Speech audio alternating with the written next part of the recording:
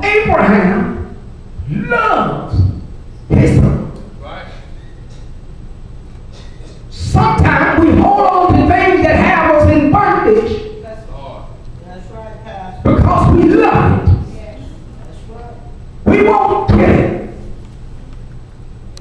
He said, I need you to take your son and offer him up a sacrifice. Kill him. Abraham was just like you and I. He thought about it. Not my only son. Not my only son. It's my only son. This is the son that you gave me at my late age. My only son. God tests your heart to see whether you really want to go with him. One thing like it, you got to break the tie. Right, man. That's right. Because his son reminded him of how his kindred was. Every time he looked at his son, he thought about how it was at home. And a lot of times what God really be doing to us in the spiritual realm, come on, say spiritual realm. God will break the chain and put us in a place to show us that he really loves us and he really wants to abide with us, but we'll try to relive the incident of how it used to be when we were beyond. Y'all are lost. You know how every time God would bring Egypt out of Egypt and they couldn't get no farther because every time God tried to take them farther, they began to say, look how it was when we was where? In Egypt.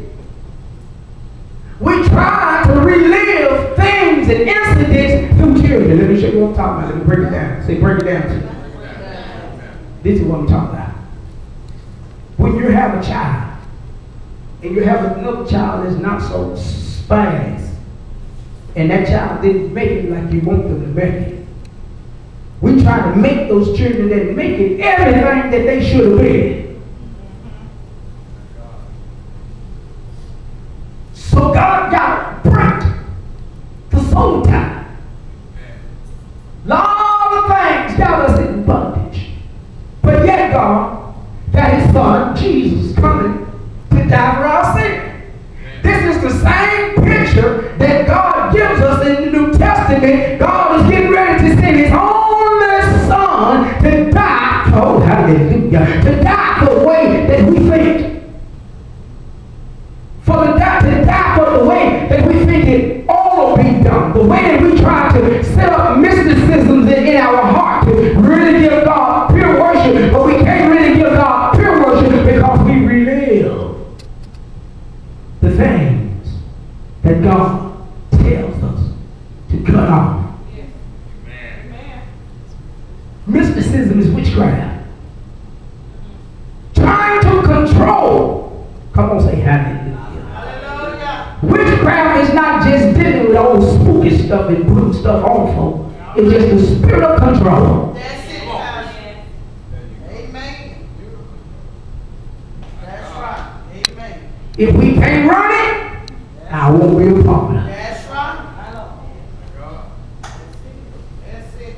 But we're called to be fathers of nations, to deliver nations, to bring nations to the cross. And we can't bring a nation to the cross that got a pure heart and a pure mind when we still got stuff going on in our own spirit. All right, now.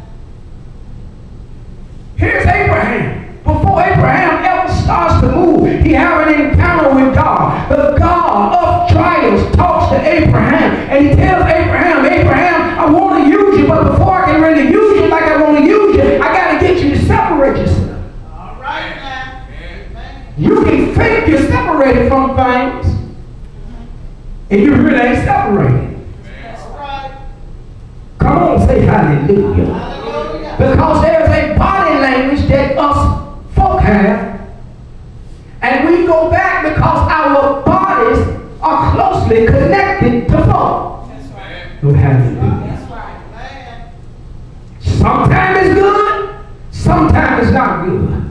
But when God gets ready to deal with you and call you according to his purpose, you got to filter out, who am I? Yes. Who I want to be like? Yes, Lord. A lot of us trying to be like somebody else. Come on, say hallelujah. Come on.